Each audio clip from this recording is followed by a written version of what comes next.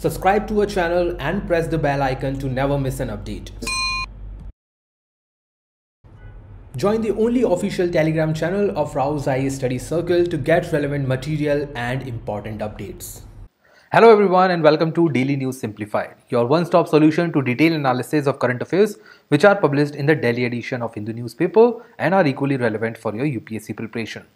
Articles dated 4th of May 2022 are listed on your screen, and the timestamping for these articles is already given in the description box. So let us begin with the first article for the day. The main article for today was published on page 6 as an editorial, and this editorial talks about the delay in the assenting powers given to the governor in the state of Tamil Nadu. The author has highlighted that why governor across the state, especially those states which were ruled by those political parties which does not share either the same power with that of the party in the center or does not have the same ideological basis with that of the party in the center. It has been seen in the past as well, and the same has been seen to be repetitively practiced in the current governance system in India also. The article has highlighted that Governor of Tamil Nadu has been reluctant to sign or to assent a bill with respect to NEET, National Eligibility Cum Entrance Test, the bill which was recently passed, which was passed by the Tamil Nadu State Assembly. Now, to simplify this article, we have built a single slide that will help you to understand the entire issue with the major problems which are highlighted in this article.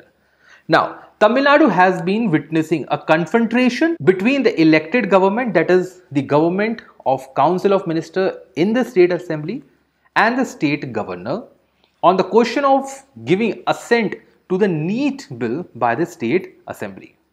This has been seen as a deliberate delay caused by the governor against the Assembly's wishes and the legislative power. The legislative power here was that the bill was passed by the majority rule, so it is not unconstitutional. But as the powers enjoyed by the governor, this power has been misused to keep the bill without signing it or without assenting it. Now, why the issue has arisen? Governor has not assented a bill passed even after the reconsideration. Now, as per Article 200, governor can send back a bill to the State Assembly for the reconsideration and can also suggest some of the amendments to it. Assembly may accept or may not accept the suggestion given by the governor and can repass that same bill without any change and can give back it to the governor. Then governor must sign it. But in this case, governor has not signed it or has kept the bill without any consideration. That has created the issue between the Assembly of Tamil Nadu and the governor of the state. Now, what are the governor power? As per Article 154, Clause 1 of the Constitution, that vests governor as the executive head of the state. Governor is also the constitutional office in the state executive, and governor is responsible to lead the executive power of the state. However, governor should act only on the aid and advice of the Council of Ministers.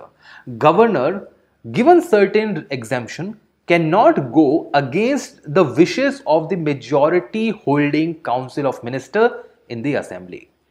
This was again highlighted in the Shamsher Singh versus State of Punjab case 1974, where Supreme Court has clearly stated that governor should act on the aid and advice of the Council of Ministers in majority of the cases, except where he is required to work with his discretion. For instance, let us take one example. If no party wins the majority in the Assembly, then comes the discretionary power of the governor. However, those are the exemption cases. In majority of the cases, governor should act on the aid and advice of the minister as per Shamsher Singh versus State of Punjab case 1974. In the similar instance, governor under the constitution has no function which he can discharge by himself. This statement was given by Bhim Rao Ambedkar in the parliamentary proceeding, and through this statement it is clear that governor should act only as a constitutional head to the state executive without interfering into the daily or the routine work of the state assembly. This was again retreated and highlighted by the Supreme Court that the power of the governor should be restricted in Namib Rabia case 2016, and the same was also highlighted by the Sarkaria Commission in its report. Now, as per Article 200, the power of the governor with respect to a bill are as follows. If a bill is presented to the governor, he can give his assent, he can withhold his assent, or he can return the bill for the reconsideration or can also suggest some of the amendments. However, if a bill is sent for the reconsideration, then once the assembly reconsidered the bill on the recommendation of the governor and present it to him, he shall not, the word is he shall not withhold his assent. So this is the actual issue which was highlighted in the article. The NEET bill was sent for the reconsideration by the governor. Bill was again passed by the Tamil Nadu Assembly in February. Now governor should sign it. He should assent the bill, but the bill is lying idle. The fourth option given to the governor under Article 200 is that he can reserve the bill for the president assent or president's consideration.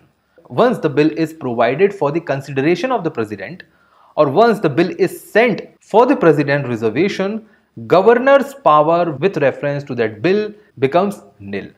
So, once a bill is forwarded by the governor to the president, governor will enjoy no power of assenting at all on that bill.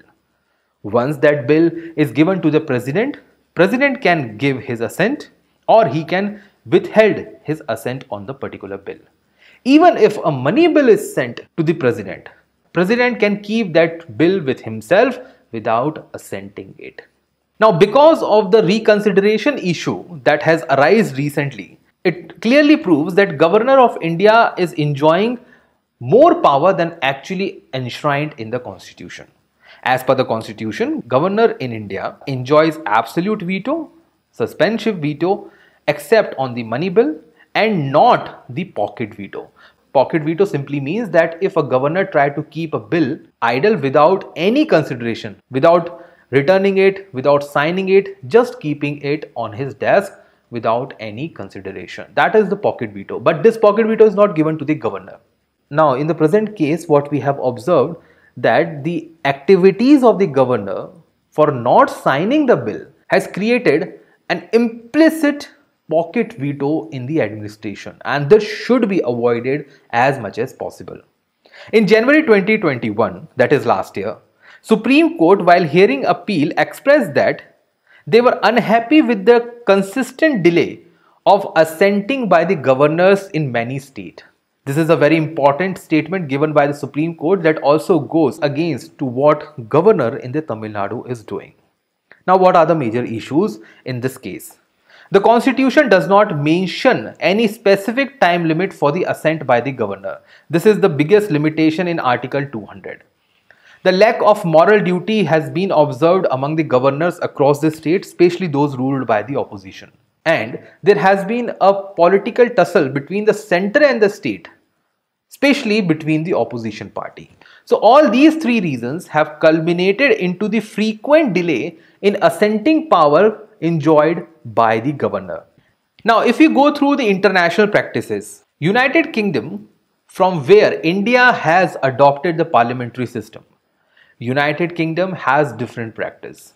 It is unconstitutional for the monarch to refuse to assent a bill. So monarch, that is the crown or the king or the queen in United Kingdom, cannot refuse to assent a bill. So in Australia also, if the crown refused to assent the bill, it is considered as a repugnant to the federal system of the nation. So countries from where India has basically adopted the parliamentary system has been using the supremacy of the parliament over and above the executive, or what we can say as temporary executive.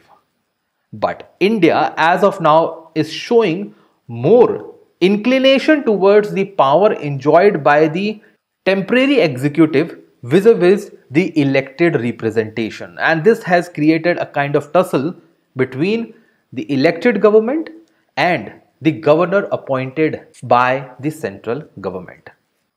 Let us now go through the Article 200 itself. Article 200 of the Indian Constitution says that if a bill is passed by the Legislative Council as well as the Legislative Assembly together, or maybe single Legislative Assembly if there is no Legislative Council, it will be presented, that is, the bill will be presented to the governor, and he will have three options. First, he can declare his assent, he can withhold his assent, or he can reserve the bill for the president.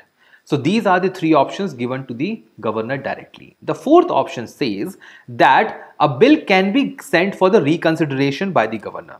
But if this bill is passed by the houses again, then governor shall not withhold his assent. This is the issue why we are facing a tussle between the elected government and the governor. So as per this article, governor now should assent the bill. But the real point is the time frame is not mentioned in this article. Then after what period or within what period governor should give his assent when a reconsidered bill is presented to him. Now what is the possible way forward? The first one is that Article 163 does not give power to the governor to act against the Council of Ministers. So Supreme Court can bring the interpretation with respect to Article 163 and Article 200 and provide that if the governor takes too long time, it means that governor might stand against the Council of Ministers. This was the interpretation which was given by the Punchi Commission. The same commission has also highlighted that there should be a process of impeachment of the governor on the lines of what we are observing for the president. Impeachment will create a fear among the governor and they will try to work as per the wishes of the elected government, which also enjoys the confidence enshrined by the citizens. The time limit or time frame for the government to act on a particular bill can be created in the constitution. There should be moral obligation attached to the constitutional office. And as suggested by Sarkaria Commission, there should be a compulsory consultation taken by the Chief Minister while appointing the governor. Because once Chief Minister is taken into confidence to appoint the governor, there will be less chances of confrontation between these two important public offices. With this discussion in place, let us now move to the next article for the day. This article appeared on page 11th of Delhi edition Hindu newspaper and talks about the recent initiative taken between India and Denmark from the perspective of green strategic partnership and their bilateral relations. The Prime Minister of India, Narendra Modi, has visited on a bilateral visit to Denmark recently to sign multiple agreements. Now, Denmark is a European country, that too with a very high HDI, that is Human Development Indices, as well as very high ratio of its per capita income. This nation is also known to hold one of the best practices as far as green economy, circular economy, green energy is concerned. The relevance of this article comes from the fact that in the prelim examination, questions could be put up with respect to India-Denmark, their important events, and the map related questions. In the main examination, it is important under GS paper 2, India's international relation. So what we'll look at, we'll go through the article, what article has to offer with respect to the cooperation between these two nations. We'll also look into the brief historical events that shaped India and Denmark relation, and we'll also go through the map of Denmark from the prelims perspective. As far as this article is concerned, this article has highlighted the areas of cooperation between these two nations. Now, India is a demand-driven nation that requires high quality of investment from rich countries. And Denmark is one such nation. Given the historical backgrounds we have, Denmark can provide a quality of energy development to India. That is one of the reasons why green strategic partnership has remained the focus between both these countries, where they have talked about bringing green hydrogen to India, expansion of the renewable energy, as well as the wastewater management in the country. Wastewater management in the country will come under Swachh Bharat Mission, open defecation free plus objective. They also talked about the other renewable sources of energy, especially the wind power on shore, health related solutions, port development, shipping development, circular economy that focus on recycling of products, and lastly the water management. They have also signed many agreements with respect to the animal husbandry and dairying. Denmark is one of those European nations which is known to have better quality of dairy product. And India, which holds world's largest population of domesticated animals, especially the cattle, India and Denmark partnership will bring better development as far as technological insemination towards the dairy sector is concerned. Now, before going into the historical dimension, we'll look into the map related points with respect to Denmark. Now, this is the basic map of Europe, which also includes the western portion of Russian Federation, which lies on the western side of Ural mountain. As you can see, this is the Ural mountain, and the western side of this Ural mountain from Russian Federation comes in the Europe continent. And this is the reason when if a question is asked with respect to the Caspian Sea sharing border with Europe, your answer should be yes. Apart from this, we have Black Sea, Mediterranean Sea, North Atlantic Ocean, North Sea, and the Baltic Sea. These are the Scandinavian countries, Finland, Sweden, and Norway. The country which is in the news, that is Denmark, is situated here. That is the northern tip of Germany. It has a capital with the name Copenhagen, which is also known for various international conferences, including the conference on climate change. The other part of Denmark is Greenland, which is also administered by the nation. It lies closest to the North Pole. Denmark is mostly an open country, that is the share of its coastal area is far more than the share of its land border. It only shares the land border with Germany, and that too on its southern portion. As far as close map is concerned, so this is how the Denmark look like. As we have discussed, the southern part of Denmark is shared with the Germany through the border. On the eastern portion we have Kattegat Bay. On the western portion we have Northern Sea. In southeastern direction there is Baltic Sea to Denmark. The Copenhagen, that is capital of Denmark, lies in the eastern portion. As far as bilateral relations are concerned, well, 10 years after India's independence, the ex-Prime Minister Jawaharlal Nehru paid a visit to Denmark in 1957 and laid the foundation of friendly relations since then. However, there was an issue which came up between these two countries in 1995. And this was in relation to the non-extradition of a person with the name Neil Hawke.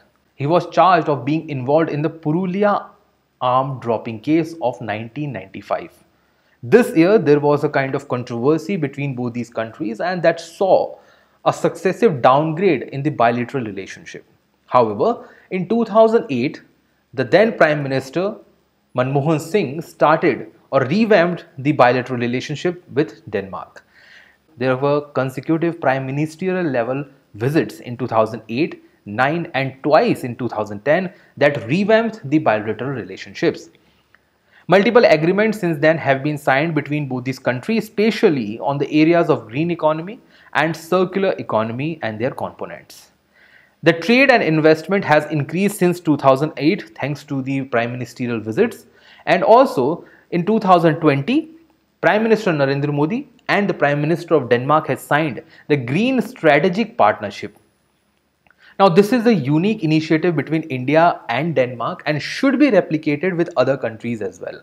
You can quote GSP in your mains answer writing as well as one of the solutions of revamping the bilateral relationship between two countries who are energy hungry.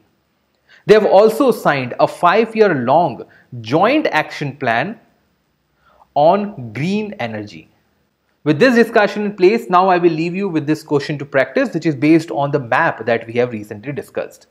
So read this question carefully and try to answer in the comment box with question number 1. Let us now move to the next article for the day.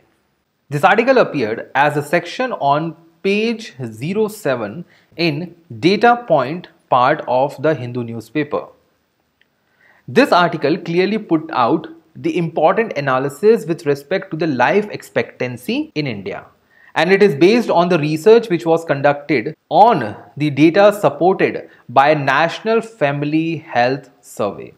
The report talks about the average life expected by a single person in India. Now, before going through the data analysis, let us understand what life expectancy is all about.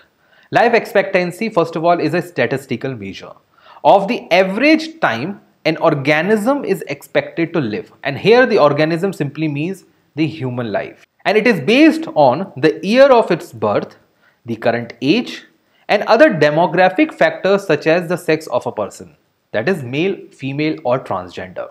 Now, what are the reasons that we need to calculate the life expectancy of a human being? Now, there are certain factors which determines the life of a person. It includes the infant mortality rate in the country, the death in the young population or in the adulthood, accidents, epidemics, plague, war, and in fact the childbirth. These factors are differing from one nation to the other.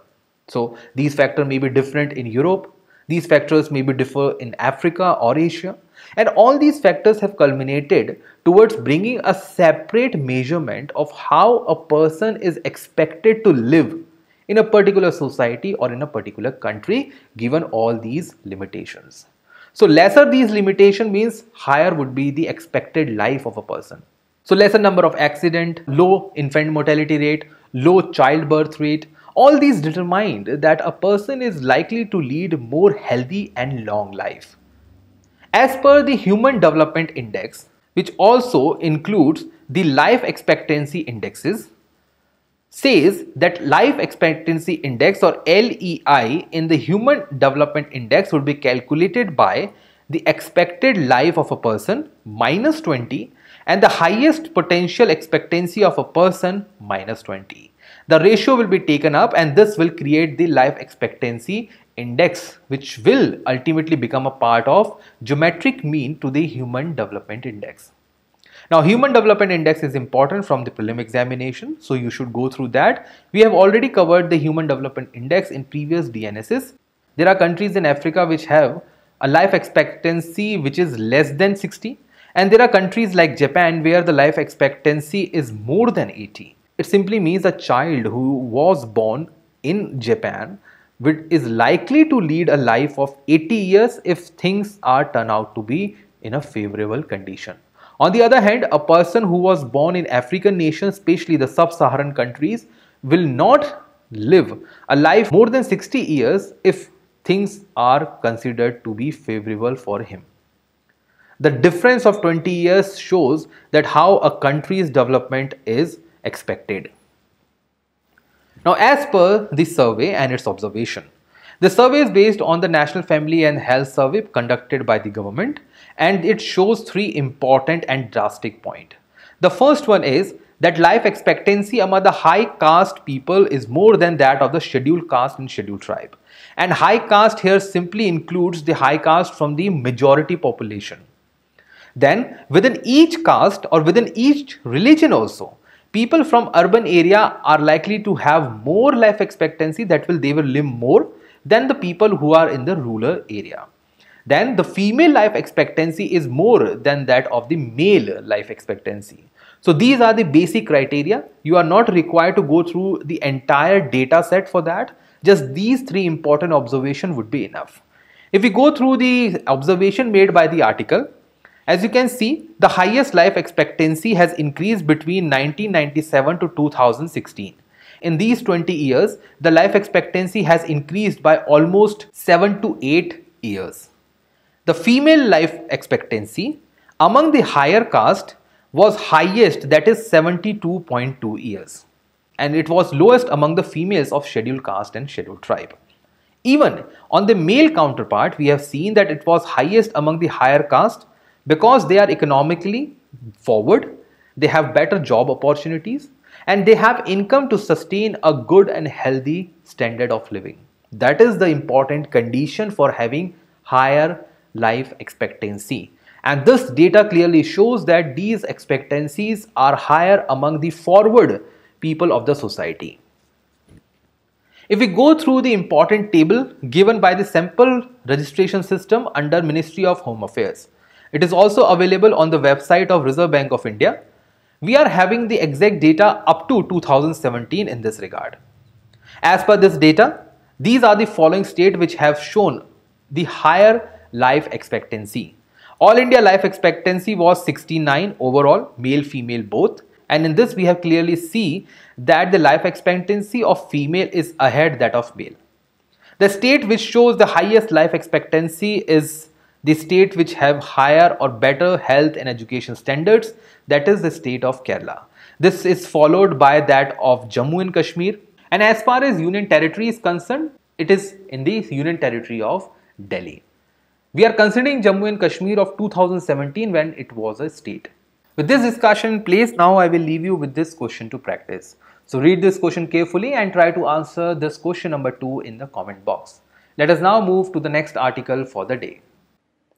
This article appeared on page 10 of Delhi edition Hindu newspaper and talks about the indigenous development of artillery gun by India. Indigenously developed advanced towed artillery gun system, or ATAGS. Now remember this word, this could be asked in the prelim as well. This ATAG is developed by DRDO, jointly be developed by the private industry, and has created a milestone in India. Why milestone? Because this is the first time when a completely indigenous artillery gun has been developed by India, by Indians, and all the parts have been developed completely inside India. Now what is ATAGS? ATAGS is a heavy artillery gun system. This will mostly be utilized in the hilly areas, especially with the areas associated with line of control to Pakistan. It has a range of over 45 kilometers and it is jointly developed by a Pune-based laboratory of DRDO known by the name Armament Research Development Establishment, along with Bharat Forge and Tata Group. Bharat Forge, Tata Group and Reliance are the three important players as far as defense development and research is concerned from the private sector. The purpose of creating such an artillery gun was to replace the older guns which are in service for India in the past few decades. In 2018, Defence Acquisition Council has accorded the approval of 150 of such guns with an order of 3,065 crore rupees. RB has also set a requirement of over 1500 such artillery guns for improving its combat ability. Now, as Defence Acquisition Council was mentioned in the article, so what is Defence Acquisition Council? It was created after the recommendation of reforming the national security system. This committee was created in 2001 after the important limitations which were highlighted during the Kargil War of 1999. This Acquisition Council is the highest decision-making body when it comes to buying important equipments for Indian Defence Forces, including Army, Navy, Air Force, and the Indian Coast Guard. This Acquisition Council is chaired by the Minister of Defence and it has members such as Minister of Defence for State, 3 Defence Forces Head, that is Admiral, Chief Air Marshal and Armies General. It also has members from the Defence Ministry as well as Indian Coast Guard. With this discussion, please, now I will leave you with this question to practice. This is your question number 3 for today. Try to answer this question in the comment box. Let us now move to the last article for the day. This article appeared on page 1st of Delhi edition Hindu newspaper and talks about the export status of India in the past 1 month. It says that April exports have crossed $38 billion. However, the deficit between the export and the import has widened further. The reason being simple, that there has been a quantum jump as far as petroleum product from new location is concerned because there has been a war between Ukraine and Russia. On the other hand, gems and jewelry has saw a downfall as far as exports are concerned. The import of coal and coke has also increased drastically because what we have seen in the past is that India's reliance on coal power has increased. In the past 15 days, that is last 2 weeks, India has been going through the deficit of coal development because of the sudden rise in the power demand. So, recently, as Ministry of Commerce and Industry has published the data, India's export have increased, however, deficit has widened because of the high import on coal and coke. Export merchandise has increased by 24%, which is a very good sign. On the other hand, the import have increased by 26%. So, as import percentage has been more than the export percentage, that is the reason why the deficit has widened on the current account deficit. Now, the purpose of taking this article was straightforward, that whenever you go through such article, you are not required to go into the details of data. data set is not important. However, when you read such article, you should have back of mind preparation that what could be the possible reason behind the changing trend, because changes in the trend of data shows how economy is performing. So this kind of data status will not be asked by the UPSC on monthly basis. However, a basic understanding of each and every change in the important data set is desirable from the students who are preparing for the UPSC examination. With this discussion, now I will also give you a hint of the basic or the detailed analysis on India's export in the last 1 year. So you can go through the Hindu analysis or the DNS dated 8th of April 2022, that is just a month ago, to go through the important analysis of entire years of India's merchandise trade and its trend. With this discussion in place, now we come to the last part of today's Daily News Simplified, that is question of the day.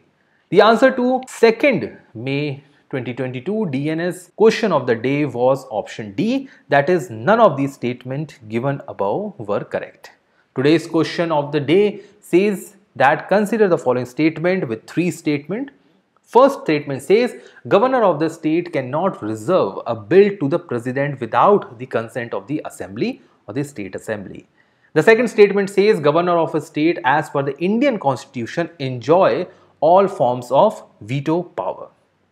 The third statement says governor's power with respect to money bill is more than that of the president's power with the money bill. Now you have to identify the correct statement out of these 3 and you have to find out the correct answer. That's all for today's Daily News Simplified. Thank you.